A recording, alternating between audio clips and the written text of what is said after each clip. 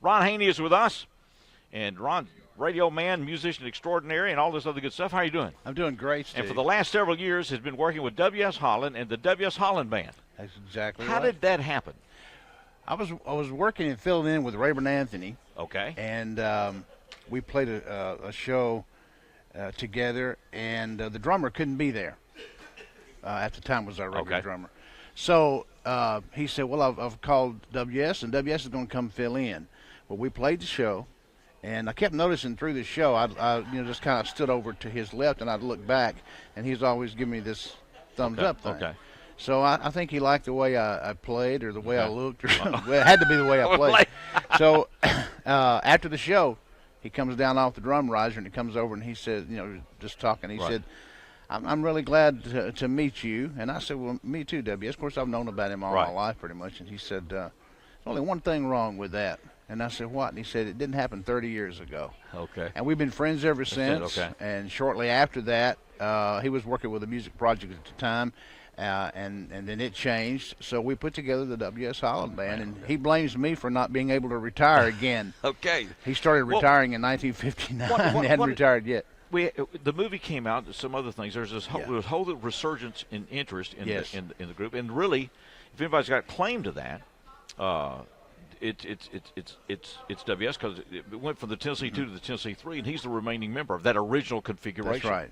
There. Bob Wooten is still alive. Bob's had some health issues, but Fluke is still the active member of the. That goes all the way back to the original 3. The original 3 started in 1960. Which was Luther Perkins. Well, now Luther and Marshall Grant on bass, Luther on guitar. They were the original Tennessee 2. Tennessee 2 from 1954 to 1960. And then WS got in there with them in 1960. And so, like I said, of that original configuration that you hear on so many of the records and everything else, they were the guys, and WS was there. And so you can always tell. You can always tell when it's post 1960 when you hear it.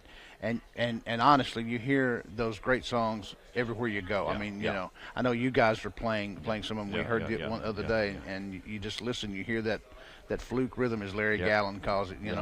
And there it is, man. It really feels in. Just there.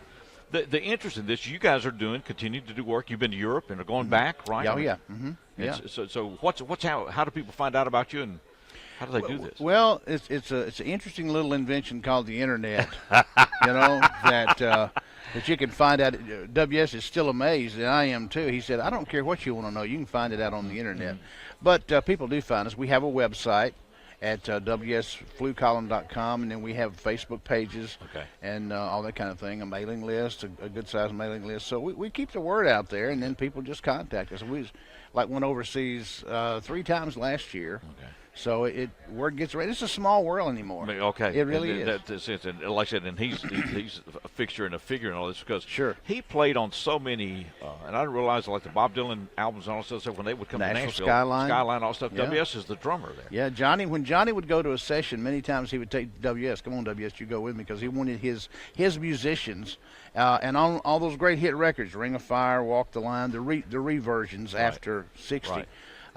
Included his band, which was kind of an unheard of thing unusual. Back then. Yeah, they didn't like that in the studio. It's just like we were talking about the Carole King musical down there. At one time, Carole King, all those folks, they wrote all the music for all the rock acts and everything. You didn't write your own material. Lyndon McCarthy changed that, among others. Yeah, and it kind of went away. And the same thing, because I think Waylon Jennings had that same battle when he went to Nashville. He wanted his band to be in. And you got amazing studio musicians in Nashville, and it's like, okay, y'all take care of the road.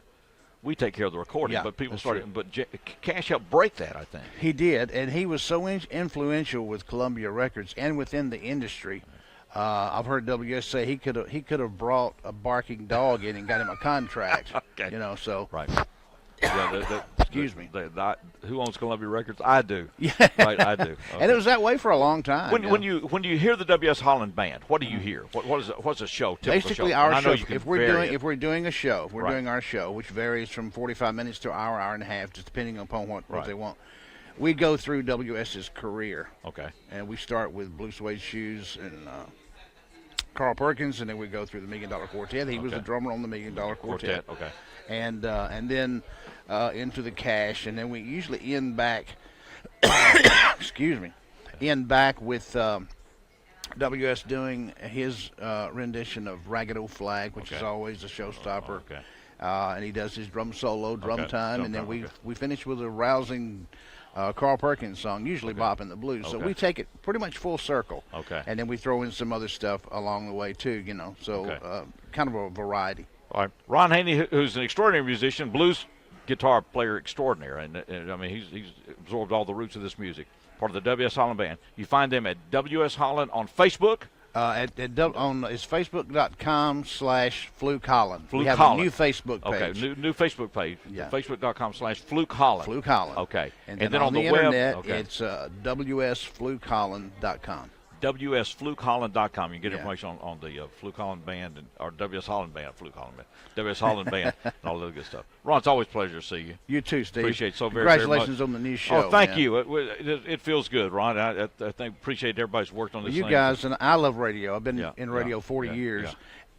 And it's so good to see innovation. You're innovating, and I'm totally serious about that. You're doing something different that's not being done here locally, and we've got great radio stations.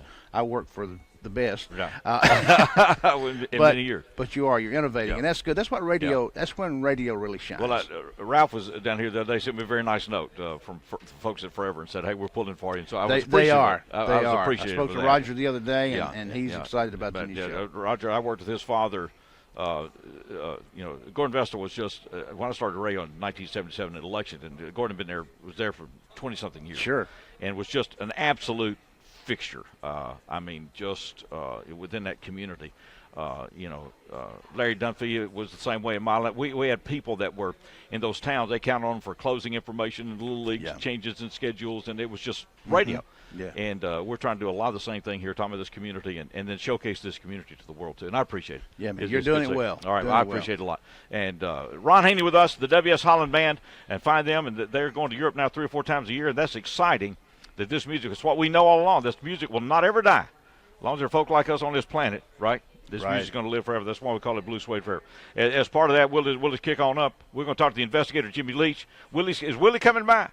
Willie's here already. Look at that, man. We got people to talk to.